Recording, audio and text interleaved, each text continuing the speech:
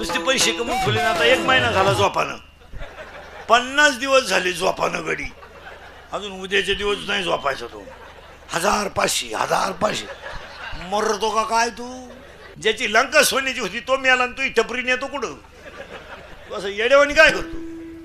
80,000 रुपये पगार आहे तुला येड्या. 4 रविवार सुट्ट्या आहे, 2 शनिवार तर तू सासरवाडीला आहे. तू असं ऑफिसात काय गाडा मोडीतो? तरी गरीबाचे 20 रुपये घे, 30 रुपये घे. नालायक आहे का काय तू? आणि रिटायर झाल्यावर येडा होतो. असं येतो आरतीला. दिवस फिरतात, गमेंड लय दिवस चालत. पैशाची बीएसची मस्ती जिरती 9,000चा बोकड्या देवाला कापितो. आणि देवाला काय वाहतो माहिती का? खुर. आणि ही लोक खुर देवाला का वाहतात माहिती का महाराज? ते शिजत नाहीत.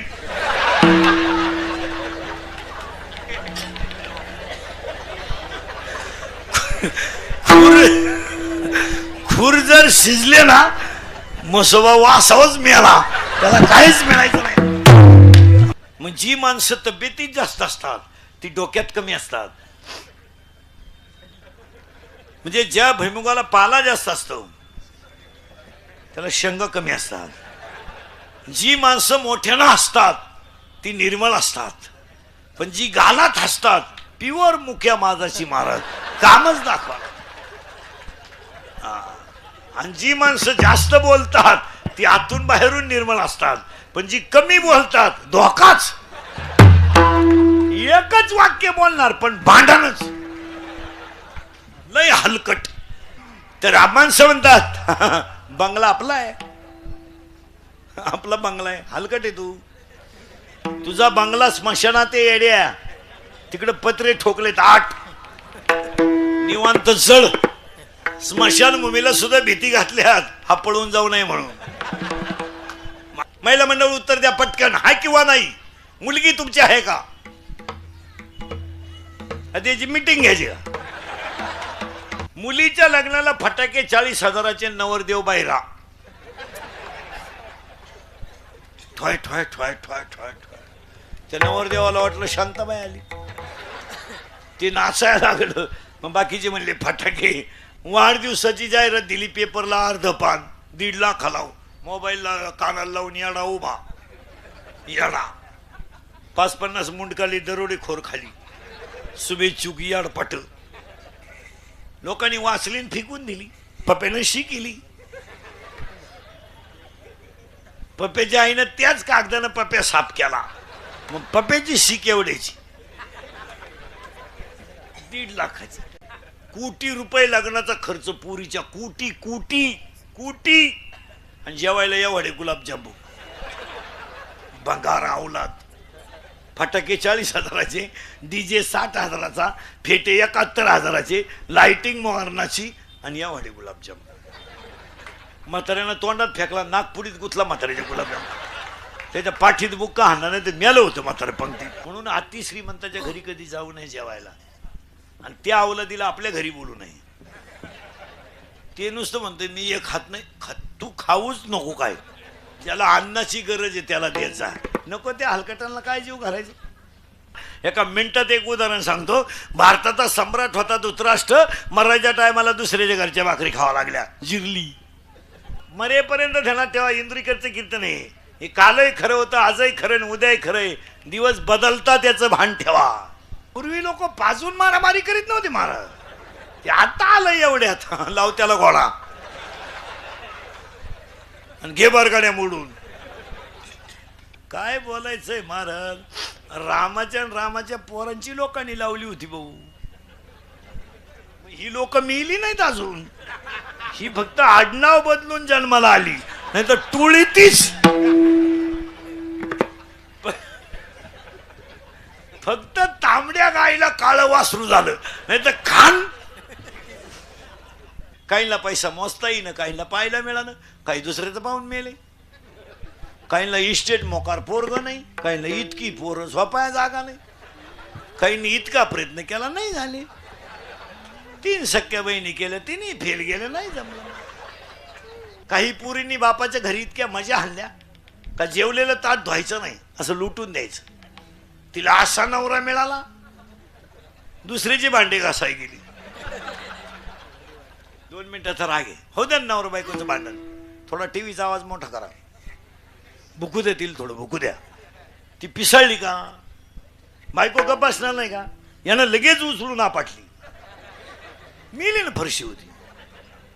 28 वर्ष जाऊन बसला. बसलेल्या कोणत्याही पोऱ्यानं मला सांगावं मी लव्ह मॅरेज करेल आणि मा संसार चांगला आहे असं म्हणावं त्यानं, लग्नाचे पैसे भरून दिला अख्खी. रोग घे शंभड्या, रोग रोग. बाहेरचं ज्ञान यायला काय लागतं, जुगार खेळायचं कुठं ट्रेनिंग आहे का कोर्स आहे का 3 दिवसाचा, राणी पालथी घालावा, एका उताना करावा.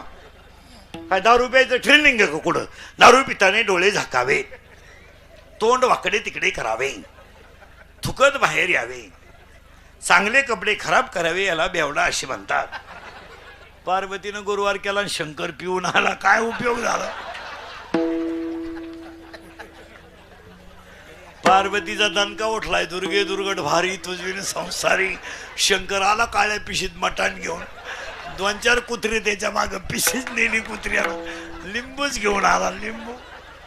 आणि शंकर पार्वतीला म्हणतो कपून टाकेन कपून. मग पार्वतीनं आरती बदलावली, घालीन लोटांगण. 47% मार्क 10वीला पडले आणि तू सायन्सला ऍडमिशन घ्यायला निघाला, म्हणजे तुला अक्कल आहे का काय. कपडे काढून हल्ला पाहिजे हलकट. इथं 77 वाले बोंबला धिंडत, तू 47ची अगरबत्ती कुठून लावतो टोन घ्या ना, लाय का आर्टला ऍडमिशन घे, गणपती बुडवाय कामायची काय हो. आणि त्याचा बाप म्हणला प्रयत्न करू, काला करतो प्रयत्न, पहिलाच प्रयत्न फेल गेला. उगाची येडे पैदा करायचे आणि गावाला तकलीफ द्यायची गेलं नाही. आणि त्याची आई म्हणते असू दे 47, त्यांना तेही नव्हते, ते तर कधी 35च्या पुढे गेलेच नाही, जाणारच नाही ना बाई. येडे पैदा करायचे, येताना आईला त्रास, शाळेत गुरुजीला त्रास, लगीन केलं सासरवाडीला त्रास, मेला कावळ्याला त्रास, काय उपयोग आहे. आता पहिले 3 प्रश्न तुम्हाला आहे महिला मंडळ. तुम्हाला 5 गुरुवार झाले यावर्षी आणि देवी प्रसन्न झाली, होणार नाही पण झाली. आता नीट ऐका बरं का महिला मंडळ सगळ्या. आणि देवी तुम्हाला म्हणायला लागली, बोल भक्तीनबाई बोल. देवी बोलती बरं का तुमच्याशी, आता मी नाही बोलत. आता देवी काय म्हणते ऐका, बोल भक्तीनबाई बोल. तू 5 गुरुवार अतिशय चांगले केले, एकाही गुरुवार तू नवऱ्याच्या पाया पडली नाही, सासऱ्याला कधी तांब्या भरून दिला नाही, आणि तब्येत बाकी तुझी वाढली. तू 52 रुपयाचा साबुदाणा 62 नेऊन घातला. आता मी तुला प्रसन्न आहे अशी देवी म्हणली. मग आपला असंच आहे, 10 दिवसात 20 वेळा आरती करायची गणपतीची, आणि शेवटच्या दिवशी आपण प्यायची आणि त्याला बुडवायचं, त्याला वरून दम द्यायचा, पुढच्या वर्षी लवकर या. तो म्हणला बेवड्या मी येणार पण तू नाही राहणार. आलाय का, तो मला शांताबाई लावली ना, मी तुझं डिजिटलच लावणार. पूर्ण श्रद्धांजली गेले मंडळातून हे. जेवढे जेवढे ह्या वर्षी गणपती बुडवायला पेलते, बेवडे ध्यानात ठेवा, तुम्ही पुढच्या गणपतीला नसणार, आणि असले तरी असे असणार. आणि तुम्हाला सिद्धी दिली, देऊन टाकली सिद्धी.